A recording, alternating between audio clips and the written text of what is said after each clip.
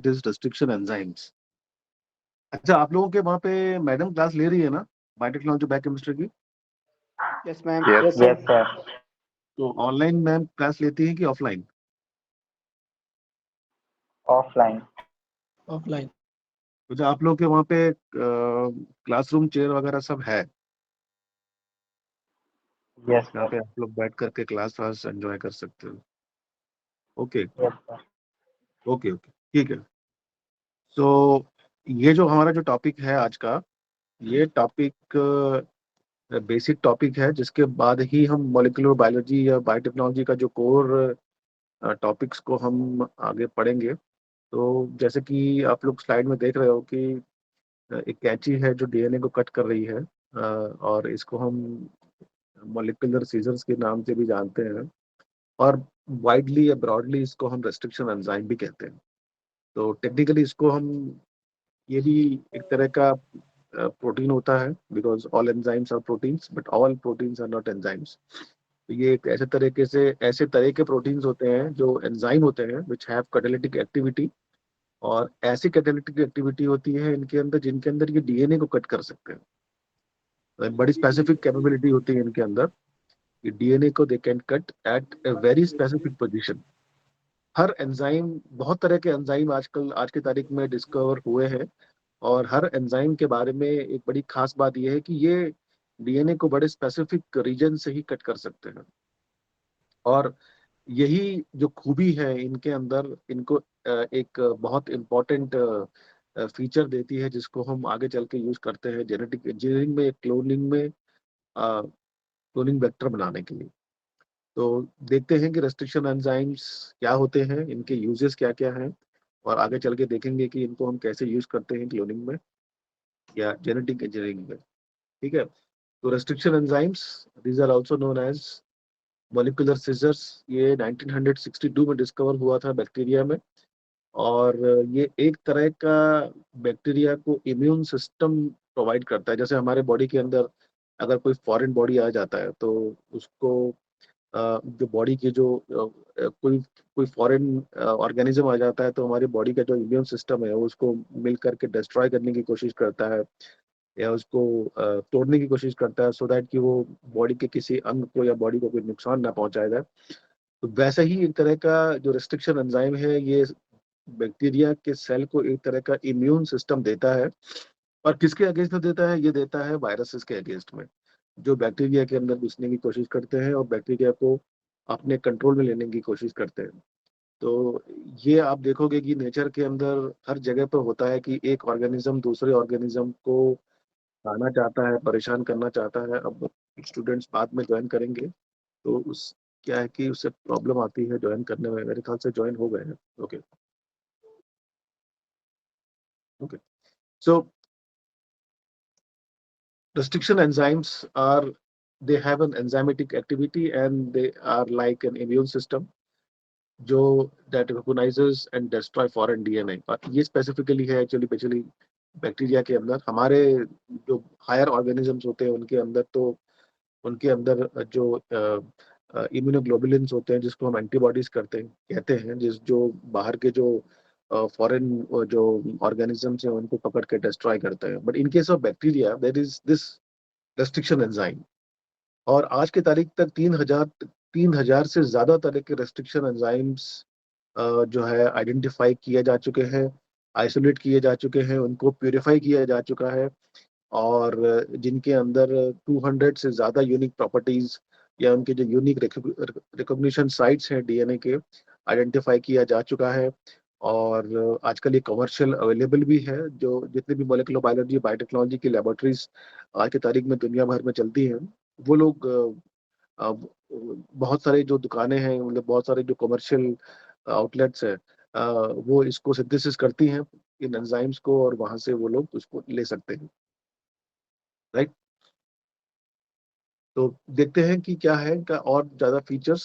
So restriction enzymes were first postulated by Arber, that is in 1960। और जो first restriction enzyme था, that is known as restriction endonuclease, that was isolated in 1970 by Nathans and Smith. और इनकी वजह से इनको Nobel prize मिला था 1978 में, फॉर द डिस्कवरी ऑफ एंडोन्यूक्लियसेस। तो एंडो का मतलब होता है अंदर, न्यूक्लियस का मतलब होता है जो डीएनए को कट करते हैं। हम लोग कहते हैं DNA is a nucleic acid. So nucleic acid को जो कट करता है that is known as nucleases. और पिछली बार हमने क्लास में देखा था कि किसी भी एंजाइम के सामने अगर एस लग जाता है तो उस वो एक एंजाइम बन जाता है। किसी भी चीज के सामने अगर एस लग जाता है, ASES, तो दैट बिकम्स एन एंजाइम। और नाम देख करके भी आपको मालूम चल जाता है कि जो एंजाइम है उसका फंक्शन क्या है। जैसे यहाँ पे न्यूक्लियस है, तो न्यूक्लियस के अंदर अगर आप देखोगे कि न्यूक्लियस है तो इसमें कहीं ना कहीं से आपको पता चल जाता है कि this is somehow related to nucleic acid. और जो क्योंकि ये न्यूक्लियसेस हैं तो दैट मीन्स ये न्यूक्लिक डीएनए को कट करने वाले एंजाइम्स है। और एंडो मतलब होता है बीच में से, यानी कि अंदर से। तो ये जो एंजाइम है ये कहीं ना कहीं से डीएनए को अंदर से कट करते हैं, साइड से कट नहीं करते, अंदर से कट करते हैं। और जिसकी वजह से इनका नाम पड़ता है endonucleases. So these are also known as restriction endonucleases, क्योंकि ये डीएनए को बीच में से कट करते हैं। आगे चल के हम देखेंगे कि किस तरह के कट लगाते हैं ये और किस तरह से ये क्लोनिंग में यूज होता है। तो जो सबसे पहला जो एंजाइम था दैट वाज, जिसको डिस्कवर किया गया था, उसका नाम था हिंड 2। तो यहाँ पे अगर आप बैक्टीरिया का एंजाइम का जो नोमेनक्लेचर आप देखोगे तो उसमें आप देखोगे कि जो जो एंजाइम है उसका नाम है यहाँ पे हिंड 2। और HIND 2 1, जैसे हम लोग रोमन रोमन में लिखते हैं 2, वैसे ही ये 2 है, दिस इज 2। और जो हिंड यानी कि जिस ऑर्गेनिज्म से ये एंजाइम आइसोलेट किया गया है उसका नाम पहले आता है। जैसे हीमोफीलियस इन्फ्लुएंजे एक बैक्टीरिया है, तो हीमोफीलियस का H और इन्फ्लुएंजे का IN। ठीक है। तो ये जो 3 अक्षर से, मतलब जिस बैक्टीरिया से इस एंजाइम को आइसोलेट किया गया है उसके शुरू के जो 3 अक्षर जो है, मतलब जो मेन जीनस है उसका पहला अक्षर और स्पीसीज का पहला दूसरा अक्षर मिला करके एंजाइम बना दिया जाता है। एंड जो डी जो होता है that is basically A restriction, that is basically strain, कि कौन सा स्ट्रेन से इसको लिया गया है। और 1 2 3 कौन से नंबर में इस एंजाइम को उस पर्टिकुलर बैक्टीरिया से आइसोलेट किया गया था। तो इस तरह से एंजाइम का नोमेनक्लेचर होता है। आगे आप चल के देखेंगे कि बहुत सारे एंजाइम है उनके भी इस तरह के नोमेनक्लेचर है। और नाम देख करके आपको आइडिया लग जाएगा कि ये किस बैक्टीरिया से या कहाँ से इसको आइसोलेट किया गया है, बैक्टीरिया को। तो ये जो हिंड 2 है ये सबसे पहला जो एंजाइम था जिसको आइसोलेट किया गया था 1970 में। लेकिन आप देखोगे कि ये हिंड 2 है, लेकिन आइसोलेट पहले किया गया था। हिंड 1 भी आइसोलेट किया गया था एक्चुअली पहले, लेकिन तब तक उसको पता नहीं था कि व्हाट वाज दैट। लेकिन जब हिंड 2 आइसोलेट किया गया था तब पता चला था कि that is a basically restriction enzyme and that that cut the DNA. और जिसकी वजह से हिंड 2 को पहला एंजाइम करार दे दिया गया। और हिंड 1 जो था that was isolated, that was identified later. तो इसलिए जो सबसे पहला जो रेस्ट्रिक्शन एंजाइम है जो डीएनए को कट कर सकता है इट वाज हिंड 2। और इस एंजाइम का आ, जो रिकॉग्निशन साइट है, जिस साइट पे जाकर के ये आइडेंटिफाई करता है और डीएनए को कट करता है, वो आपके सामने यहाँ नीचे लिखा हुआ है GTGCAC। ये डीएनए का सीक्वेंस है। तो जब भी जहां भी इस एंजाइम को ये वाला सीक्वेंस मिलेगा ये जाकर के वहां पे कट कर देगा। अब आगे चल के हम देखेंगे कि कैसे कट करता है, ये कौन से साइट पे जाके कट करता है और किस तरह का ये सीक्वेंस बनाता है जब ये कट करता है। सो पहले हम ये जान लेते हैं, जैसे मैंने आपको अभी बताया कि रेस्ट्रिक्शन एंजाइम जो होता है what it does, basically it tries to protect the bacterial cell. तो अगर कोई जो वायरस है और बैक्टीरिया का जो वायरस होता है that is known as bacteriophage. And जो बैक्टीरियोफाज जो होता है वो भी एक तरह का एक वायरस ही होता है, लेकिन वो ह्यूमंस को इफेक्ट नहीं करता है। ये बैक्टीरिया जो होता है बैक्टीरिया को ही नुकसान पहुंचाता है। उसी के अंदर जाकर के ये बैठ जाता है उसके सरफेस पे और उसके अंदर अपना डीएनए इंजेक्ट कर देता है। और जो फाज का जो डीएनए होता है जो सेल के अंदर चला जाता है वो जाकर के बैक्टीरिया के सेल के अंदर कभी इंटीग्रेट भी कर जाता है, नहीं तो फिर अपने आप को नया पार्टिकल बना करके सेल बैक्टीरिया का सेल को तोड़ भी देता है ये। और नया पार्टिकल्स बन जाता है। तो जिससे होता क्या है कि जो बैक्टीरिया जो होता है वो मर जाता है। तो बैक्टीरिया ने अपने आप को बचाने के लिए रेस्ट्रिक्शन एंजाइम नाम का ये एंजाइम्स अपने अंदर वो घूमते रहते हैं उसके, और अ, जैसे ही कोई फॉरेन डीएनए उसको मिलता है अपने डीएनए से अलग, तो उसको वो कट कर देता है, और इसी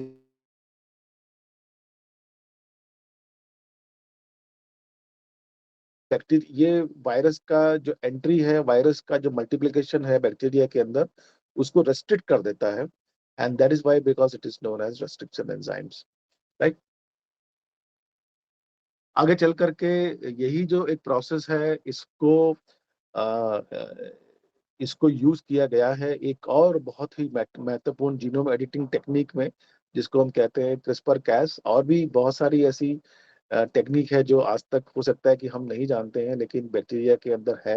उसको और स्टडी करने से, उनको और समझने से हो सकता है कि हम और भी चीजें इसके अंदर डिस्कवर कर लेंगे। अभी हमको ये मालूम है कि जो रेस्ट्रिक्शन एंजाइम्स है, बैक्टीरिया अपने अंदर उसको घुमाता रहता है।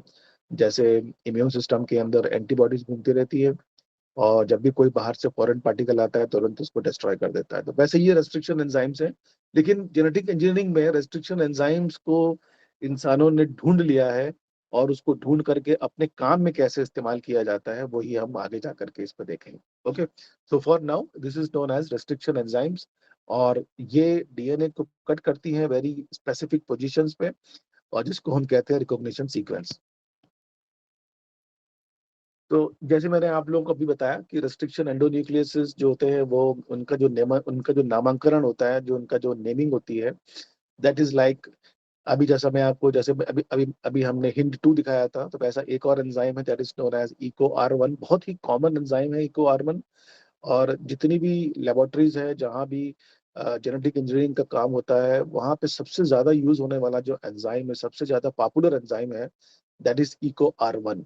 तो जैसे मैंने आप लोगों को भी बताया कि इको R1 का मतलब है कि ये जो एंजाइम है इको R1, इसमें जो ई है that has been taken from Escherichia, यानी जो जो बैक्टीरिया का जो नाम है ई कोलाई, एस्चुरेचिया का ई ले लिया है, स्पीसीज से CO ले लिया है, तो इको बन गया है ये। और आर जो है दैट इज द स्ट्रेन। अब बैक्टीरिया के बहुत सारे स्ट्रेन्स होते हैं, जैसे इंसानों के बहुत सारे स्ट्रेन्स होते हैं। कोई अफ्रीका वाले स्ट्रेन अलग है, चाइनीज वाले स्ट्रेन अलग है, जापानीज वाले अलग है, ऑस्ट्रेलियन अलग है, एशियंस वाले अलग है, अमेरिकन अलग है, रशियंस अलग है। तो ये सब इंसानों के ये सब अलग अलग स्ट्रेन्स हैं, अलग अलग, लेकिन है सब इंसान ही वैसे। तो ये सब बैक्टीरिया ही होते हैं, लेकिन इनके अलग अलग स्ट्रेन्स होते हैं। तो उस किस स्ट्रेन्स में से ये बैक्टीरिया का जो एंजाइम आइसोलेट किया गया है, तो यहाँ पे आर है।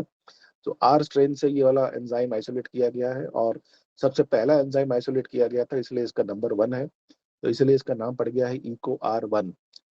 ठीक है, यहाँ तक किसी को डाउट है? क्लियर है यहाँ तक?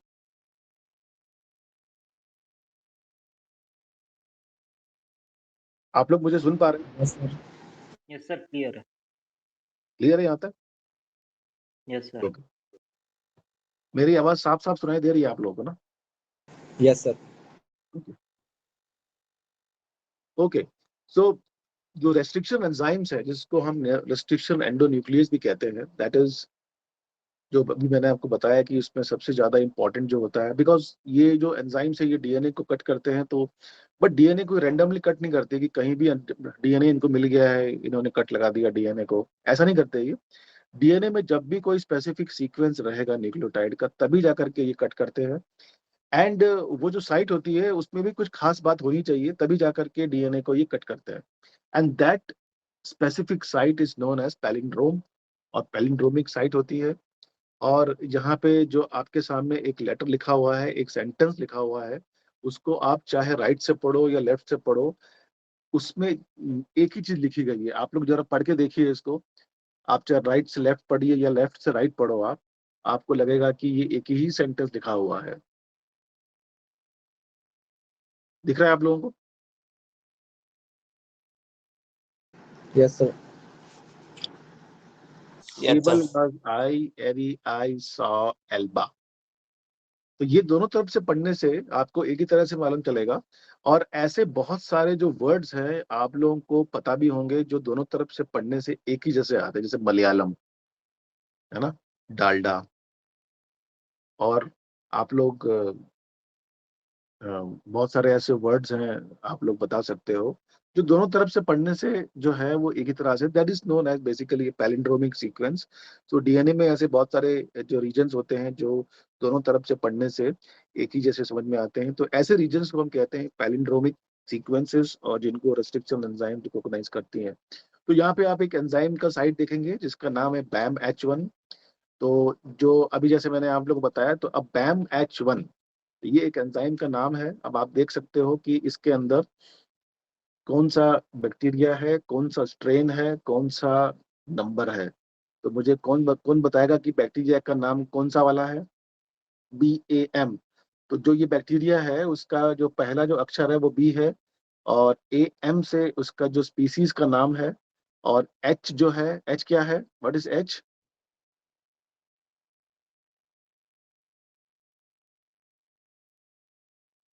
एच क्या है? H is the strain. कौन सा स्ट्रेन है? A strain, B strain, C strain, D strain, E strain.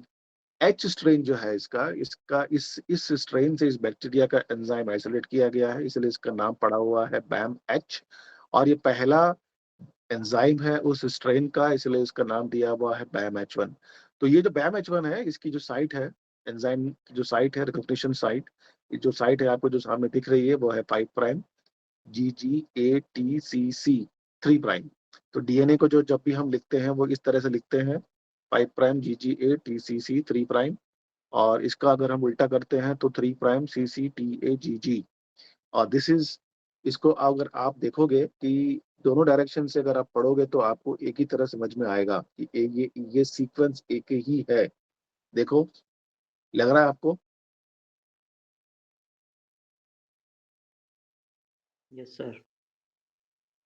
कोई है जैसा इसको समझ में नहीं आ रहा है? ये दोनों तरफ से पढ़ोगे तो आपको एक ही अक्षर समझ में आएगा इसके अंदर। GGATCC 5' to 3' पढ़िए अब ऊपर वाले एक स्ट्रैंड को, और 5' to 3' नीचे वाले स्ट्रैंड को अगर आप पढ़ेंगे तो आपको मालूम चलेगा कि दोनों का जो लेटर का जो सीक्वेंस है that is the same. And this type of combination DNA के अंदर, इसको हम कहते हैं पैलिंड्रोमिक सीक्वेंस या पैलिंड्रोम कहते हैं। एंड पैलिंड्रोमिक जो रीजन है वो रेस्ट्रिक्शन एंजाइम के आइडेंटिफिकेशन के लिए जरूरी होता है। ज्यादातर जो रेस्ट्रिक्शन एंजाइम्स होते हैं वो पैलिंड्रोमिक सीक्वेंस को आइडेंटिफाई करते हैं। यानी कि अगर ये सीक्वेंस डीएनए में कहीं पर भी है तो BAM-H1 यहाँ पे आके एक कट लगा देगा। यानी जो BAM-H1 जो एंजाइम है यहाँ पे आके कट कर देगा। अगर आपके डीएनए सीक्वेंस में ये वाला कोई भी सीक्वेंस कहीं भी नहीं है, या इस वाले सीक्वेंस में एक भी न्यूक्लियोटाइड अगर बदला हुआ है, तो एंजाइम कट नहीं करेगा। ठीक है, ओके। तो रेस्ट्रिक्शन एंडोन्यूक्लियोसिस रिकॉग्नाइजेस स्पेसिफिक 4 से 8 बेस पेयर का सीक्वेंस। जैसे मैंने अभी आप लोगों को बताया, तो कुछ जो एंजाइम्स होते हैं वो 4 न्यूक्लियोटाइड का सीक्वेंस को रिकॉग्नाइज करते हैं, कुछ 5 न्यूक्लियोटाइड को रिकॉग्नाइज करते हैं, कोई 6 को करते हैं, कोई 8 को करते हैं। तो अलग अलग एंजाइम्स की अलग अलग रिक्वायरमेंट रहती है। तो यहाँ पे आप देखोगे कि जो एंजाइम एक है EcoR1, जैसा भी हम लोगों ने कुछ देर पहले देखा है, GAATTC। तो इसका जो रिकॉग्निशन सीक्वेंस GAATTC है, लेकिन जो नीचे वाला जो एंजाइम है दैट इज PVU2, उसका CAGCTG ये वाला सीक्वेंस है। तो जहां भी डीएनए के सीक्वेंस के अंदर अगर आपको PVU वाला सीक्वेंस मिल जाएगा और एंजाइम अगर ये वाला वहां पे अवेलेबल रहेगा, तो अपने सीक्वेंस को रिकॉग्नाइज करके वहां पे कट लगा देगा। और अगर वहां पे EcoR1 नहीं है और वो सीक्वेंस है, तो सीक्वेंस कट नहीं लगा सकता, क्योंकि एंजाइम नहीं है कट करने के लिए। लेकिन जैसे ही आप एंजाइम डालोगे और उस एंजाइम को अपना रिकॉग्निशन सीक्वेंस मिल जाएगा, तो वहां पे वो कट लगा देगा। Okay, now we will see कि जो एंजाइम्स होते हैं, अलग अलग तरह के एंजाइम्स होते हैं, वो किस तरह के कट लगाते हैं, किस तरह से डीएनए को कट करते हैं, और कैसे उसको हम यूज करते हैं जेनेटिक इंजीनियरिंग या क्लोनिंग करने के लिए डीएनए सीक्वेंसेस के लिए। तो यहाँ पे आप लोग देख रहे होंगे कि EcoR1 जो है ये एक तरह का कट लगाता है जिसको हम कहते हैं स्टैगर्ड कट, यानी स्टिकी एंड्स बनाता है। और जो दूसरा जो एंजाइम है दैट इज PBU2, ये अगर कहीं अवेलेबल है और उसको अपनी साइट मिल जाती है तो ब्लंट एंड कट्स लगाता है। अभी हम चल के देखते हैं व्हाट इज दिस। सो अगर इको R1, आपको सबको एरो दिखाई दे रहा है, एरो, Yes, sir. एरो जहाँ पे आप लोग एरो देख रहे हो वहीं पे जाकर के इको R1 अपने रिकॉग्निशन साइट में जाके कट लगाता है। और जो PBU है ये कट लगाता है G और C के बीच में। तो दोनों के कट लगाने का जो तरीका है वो अलग अलग है। आप लोग देख पा रहे हो, आप समझ पा रहे हो कि कैसे ये दोनों जो रीजन है, ये दोनों जो सीक्वेंस से कट रहे हैं, जो ये एंजाइम जो कट लगा रहे हैं, दोनों अलग अलग हैं। देख रहे हैं आप लोग, दोनों Yes, के sir. कट लगाने का रीजन अलग अलग है। तो ये जो दोनों जो कट लगाने का जो तरीका है, जो पहला वाला जो है that that produces sticky ends. अभी हम चल के देखेंगे स्टिकी एंड्स कैसे होते हैं, बट अभी आप लोग ये जान लीजिए कि जो स्टिकी एंड्स जो होते हैं इसको हम यूज करते हैं क्लोनिंग के अंदर, बिकॉज जिस तरह का ये कट लगाता है उस तरह उसको आप क्लोनिंग के लिए यूज कर सकते हो, जिसको हम कहते हैं डायरेक्शनल क्लोनिंग। एंड जो दूसरा वाला जो जो है दैट इज PBU, इसको भी हम यूज करते हैं क्लोनिंग के अंदर, बट जो जिस तरह का कट लगाता है ये, उसको हम कहते हैं ब्लंट एंड कट्स। ठीक है। अब आप लोग देखिए यहाँ पे कि ब्लंट एंड कट्स, जो पहला वाला आप देखो, this is known as HIND2। ये भी एक तरह का एंजाइम है। इसका जो कटिंग जो साइट है दैट इज A और A के बीच में है। ऊपर वाला जो स्ट्रैंड है उसमें A और A के बीच में काटता है, नीचे वाला स्ट्रैंड है वो भी A और A के बीच में काटता है। और जिसकी वजह से जो कट के जो रीजन निकलता है उसको हम कहते हैं स्टिकी एंड्स या प्रोट्रूडिंग एंड्स, यानी कि कौन सा एंड जो होता है दैट इज वो बाहर निकला हुआ है। और नीचे वाला जो एक एंजाइम है वो आप देख रहे होंगे इको R5, ये ब्लंट एंड कट कर रहा है। और दोनों जो कटिंग का जो तरीका है वो आप लोगों को दिख रहा होगा। देखा आप लोगों ने कैसे अलग अलग तरह के कट लग रहे हैं एंजाइम्स के।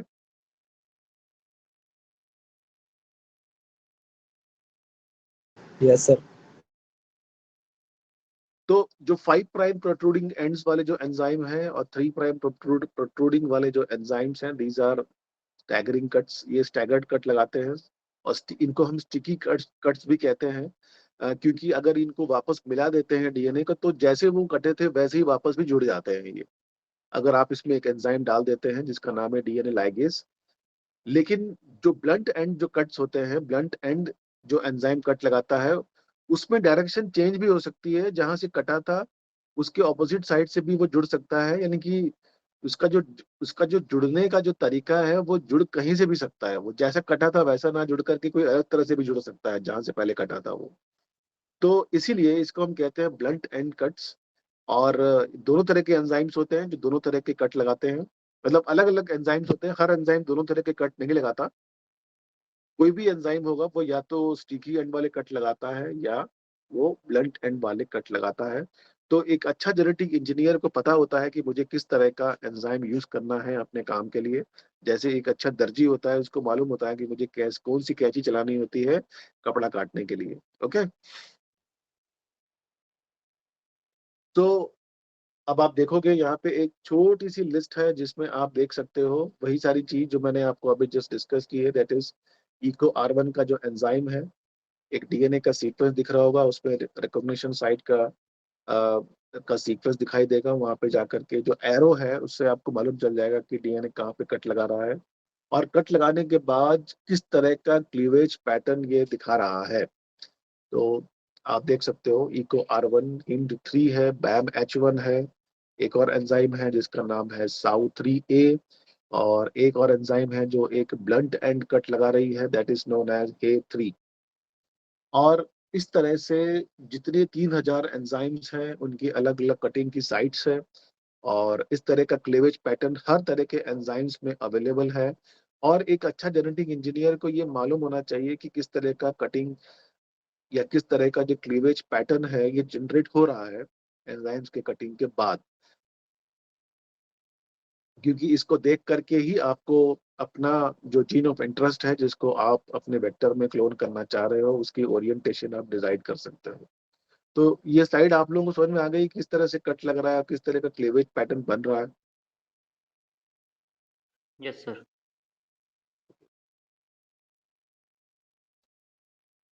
सो अब सवाल ये आता है कि आप लोगों के मन में ये सवाल नहीं आया होगा, या अगर आया भी होगा तो हो सकता है आप लोगों ने पूछा ना हो, कि रेस्ट्रिक्शन एंजाइम तो बैक्टीरिया के अंदर होते हैं और वो एंजाइम्स डीएनए को कट करते हैं, उनके रिकॉग्निशन साइट उनको पता चल जाती है। लेकिन जो क्योंकि बैक्टीरिया एक प्रोकैरियोट है, उसमें कोई न्यूक्लियर मेम्ब्रेन नहीं है डीएनए के ऊपर, तो वो जो बैक्टीरिया का जो साइटोप्लाज्म है उसमें ये ऐसे ही घूमता रहता है, तो उसको जो वहां का जो रेस्ट्रिक्शन एंजाइम क्यों नहीं कट कर लेता? आपके मन में ये सवाल नहीं आया कि जो रेस्ट्रिक्शन एंजाइम बैक्टीरिया का जो है वो तो बैक्टीरिया के अंदर ही है, लेकिन वो अपने ही डीएनए को कभी कट नहीं करता?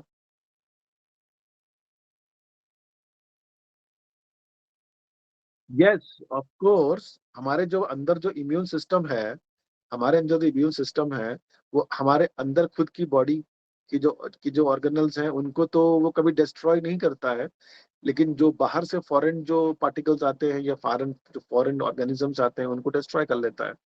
तो ऐसा क्या होता है जिसकी वजह से रेस्ट्रिक्शन एंजाइम्स जो है बैक्टीरिया के डीएनए को टच नहीं कर पाते या डिस्ट्रक्ट उनको डैमेज नहीं कर पाते? सो ये कुछ ऐसे सिस्टम है जो बैक्टीरिया ने अपने अंदर डेवलप करके रखा हुआ है, और कुछ ऐसा ही मिलता जुलता इंसानों ने भी या मैमल्स ने या हायर ऑर्गेनिज्म ने भी डेवलप करके रखा है, जिससे खुद का हथियार खुद पे ना चले, इस तरह का हिसाब किताब बना के रखता है सेल बैक्टीरिया का। And that is known as methylation.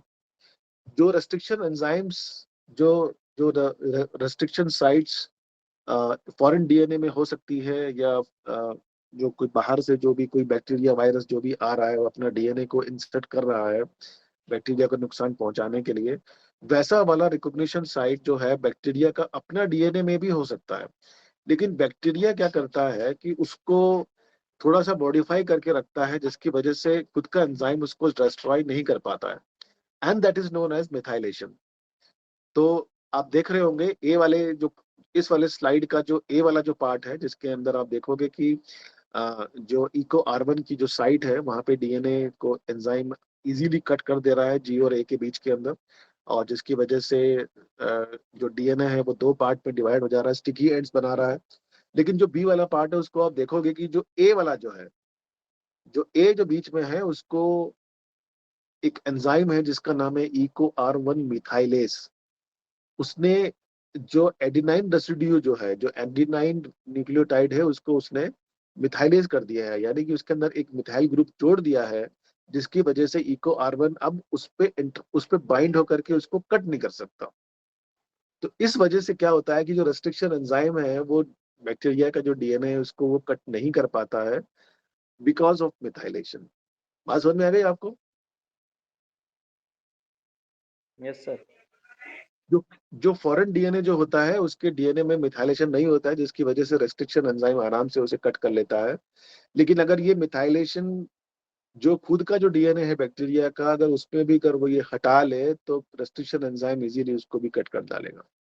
तो ये एक तरह का इम्यून सिस्टम है, एक तरह का सिस्टम है जो बैक्टीरिया ने अपने अंदर डेवलप करके रखा है, ताकि उसका अपना खुद का हथियार उसको खुद को ही ना मार डाले। ओके,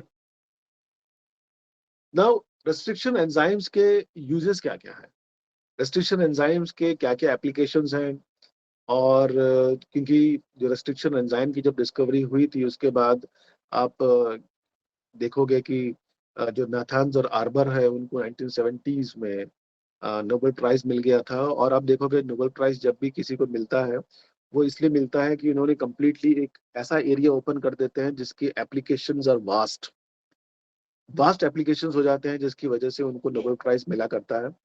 एंड उसके अंदर ये जो मैंने आपको स्लाइड में कुछ जो पॉइंट्स बनाए हैं, ये कुछ ही पॉइंट्स हैं रेस्ट्रिक्शन एंजाइम्स के, लेकिन जो नंबर हैं, जो एप्लीकेशंस है, these are far far more than what जो मैंने आप लोगों को जो ये स्लाइड में दिखाया है।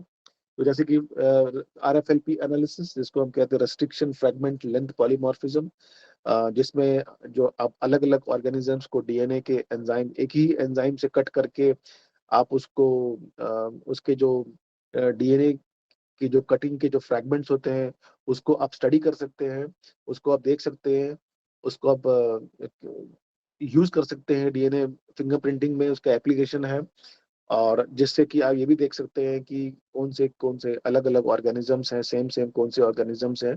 इसका जो सबसे ज्यादा एप्लीकेशन जो आता है that is in the paternity test, कि कौन किसका का बच्चा है, कौन किसका फादर है। ऐसी जो चीजें हैं वो यूज की जाती हैं using restriction enzyme that is known as RFLP. इसके बारे में हम पढ़ेंगे जब हम मार्कर के बारे में पढ़ेंगे आगे चल के। देन डीएनए सीक्वेंसिंग में इसका बहुत ज्यादा यूज होता है। आज की तारीख में बहुत सारे ऑर्गेनिजम्स का डीएनए जो है दैट हैज बीन सीक्वेंस, और जब सीक्वेंसिंग के लिए डीएनए को प्रिपेयर किया जाता है उस वक्त हम बहुत सारे रेस्ट्रिक्शन एंजाइम्स का यूज करते हैं सो दैट कि उसको हम प्रिपेयर करें सीक्वेंसिंग के लिए। देन डीएनए को स्टोर करने के लिए that is preparation of libraries. ये एक तरह की लाइब्रेरी होती है जिसको हम कहते हैं जीनोमिक लाइब्रेरी या सीडीएनए लाइब्रेरी, जिसके अंदर हम बहुत बड़े डीएनए को एंजाइम से कट करके छोटे छोटे फ्रैगमेंट्स को क्लोन कर लेते हैं प्लाज्मिड्स के अंदर, जिसको आगे चल करके आप सीक्वेंसिंग कर सकते हैं। देन रेस्ट्रिक्शन एंजाइम को यूज करके आप प्लांट्स के आप उस